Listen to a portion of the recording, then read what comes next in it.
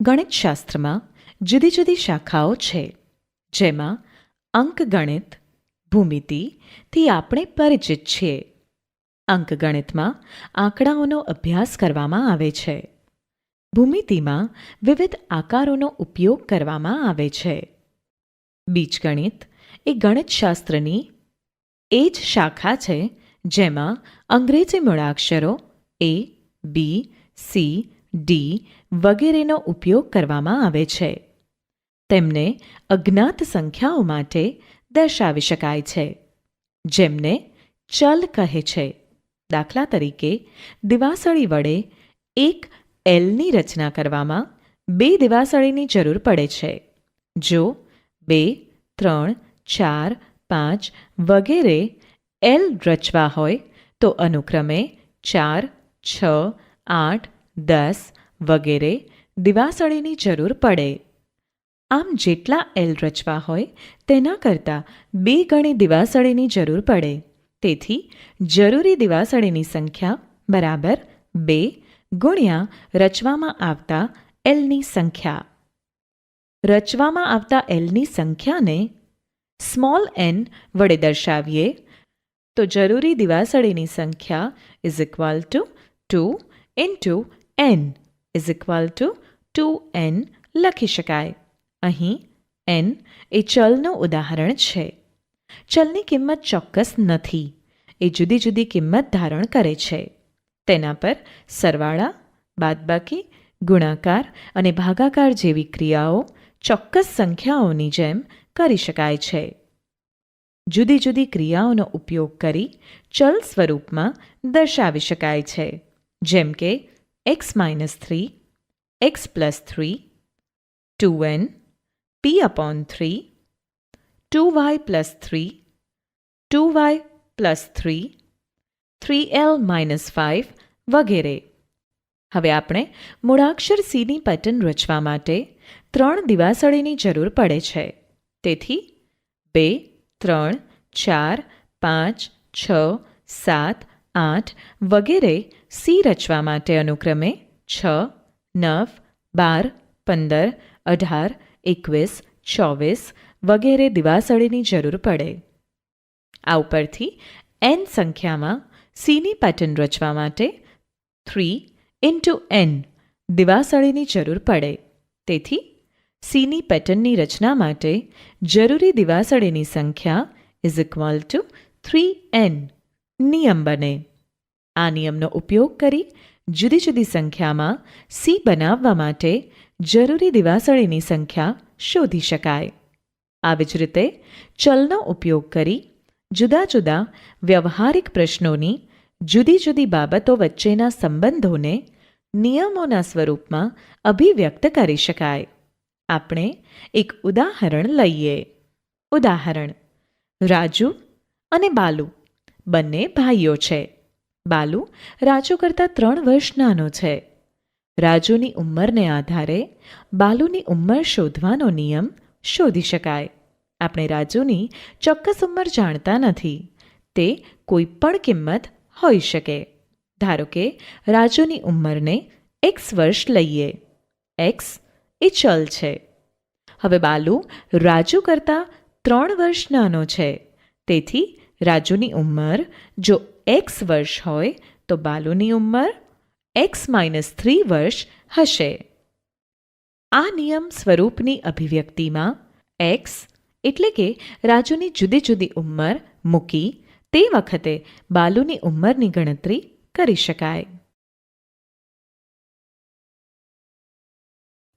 1. ચોરસની પરિમિતિ બરાબર ચોરસની બધી બાજુઓનો સરવાળો બરાબર 4 વખત ચોરસની બાજુની લંબાઈ is equal two 4 into L is equal two 4l. તેથી p is equal two 4l. આમ અહીં પરિમિતિને ચલ p વડે અને લંબાઈને ચલ l વડે દર્શાવી ચોરસની પરિમિતિ માટેનો નિયમ લખી શકાય. 2. લંબચોરસ ABCDમાં સામસામેની બાજુઓ સરખી હોય છે. તેથી AB is equal two CD અને AD is equal to BC હોય તેમજ એબી અને સીડી લંબચોરસની લંબાઈ છે, જેને એલ વડે દર્શાવીશું. એડી અને બીસી ચોરસની પહોળાઈ છે, જેને બી વડે દર્શાવીશું અને પરિમિતિને પી વડે દર્શાવીશું. હવે લંબચોરસની પરિમિતિ ઇઝ ઇક્વલ ટુ બાજુ એબીની લંબાઈ પ્લસ બાજુ બીસીની લંબાઈ પ્લસ બાજુ સીડીની લંબાઈ પ્લસ બાજુ એડીની લંબાઈ. આ સૂત્રમાં AB is equal to CD is equal to L અને AD is equal to BC is equal to B અને પરિમિતિ ઇઝ ઇક્વલ ટુ પી મૂકી સાદુરૂપ આપતા P is equal to 2L plus 2B મળે. અહીં એલ, બી અને પી ચલ છે. હવે અંકગણિતના સામાન્ય નિયમોને ચલ વડે દર્શાવીએ. 3 4 વત્તા 3 કરતાં 7 મળે અને 3 વત્તા 4 કરતાં પણ પરિણામ 7 મળે છે. તેથી 4 વત્તા 3 બરાબર 3 વત્તા 4 થાય છે. આમ અંકોના ક્રમબદલી સરવાળો કરતાં પરિણામમાં કોઈ પણ ફેરફાર થતો નથી. આ ગુણધર્મને સરવાળા માટે ક્રમનો ગુણધર્મ કહે છે. આ ગુણધર્મને સરળતા માટે ચલના ઉપયોગની મદદથી સંક્ષિપ્તમાં a plus B is equal to B plus A સ્વરૂપે લખી શકાય, જ્યાં એ અને બી ચલ છે, જે સરવાળામાં ક્રમનો ગુણધર્મના સામાન્ય નિયમને ચલ વડે દર્શાવે છે. 4 4 ગુણ્યા 3 કરતાં 12 મળે છે અને 3 ગુણ્યા 4 કરતાં પણ 12 મળે છે. તેથી 4 ગુણ્યા 3 બરાબર 3 ગુણ્યા 4 થાય છે. આમ બે અંકોનો ગુણાકાર કોઈ પણ ક્રમમાં કરવામાં આવે તો પરિણામમાં કોઈ ફરક પડતો નથી. અંકોના આ ગુણધર્મને ગુણાકાર માટેનો ક્રમનો ગુણધર્મ કહે છે. અહીં એ અને બીને ચલ તરીકે વાપરતા બે અંકોના આ પરિવર્તનીય ગુણાકારને a into B is equal to B into A સ્વરૂપે લખી શકાય. 5 7 ગુણ્યા 38 કરતાં પરિણામ 266 મળે છે. હવે 38 બરાબર 30 વત્તા 8માં વિભાજન કરી 7 વડે ગુણી સાદુરૂપ આપતા પણ પરિણામ 266 મળે છે. આ ગુણધર્મને ગુણાકારનું સરવાળા પર વિભાજન કહે છે. એ બી અને સી ચલનો ઉપયોગ કરી આ ગુણધર્મને સરળ અને સંક્ષિપ્તમાં a into B plus C is equal to a into B plus a into C સ્વરૂપે દર્શાવી શકાય. n સંખ્યામાં સીની પેટર્ન રચવા માટે જરૂરી દિવાસળીની સંખ્યા ઇઝ ઇક્વલ ટુ 3n. બાબુની ઉંમર ઇઝ ઇક્વલ ટુ x-3 વર્ષ.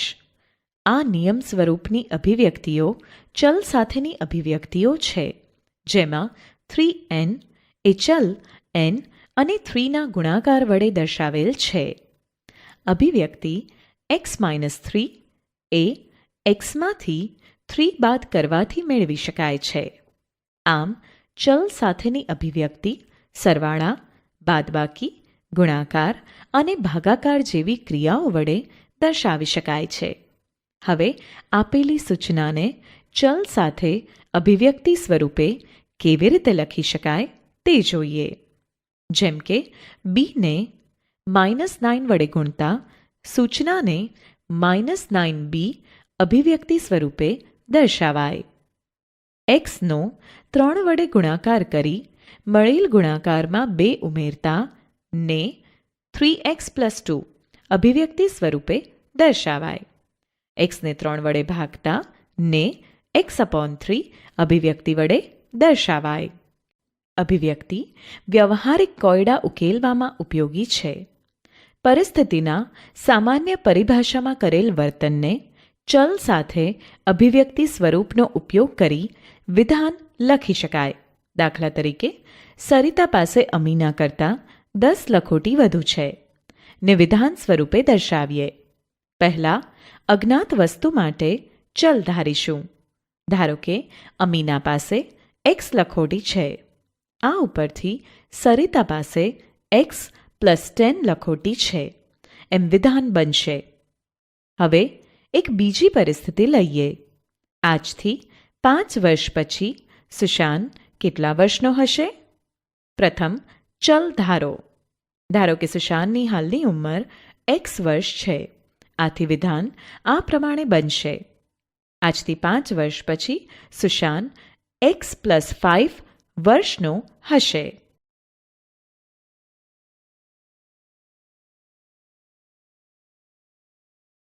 ઉદાહરણ: બાલુ રાજુ કરતાં 3 વર્ષ નાનો છે.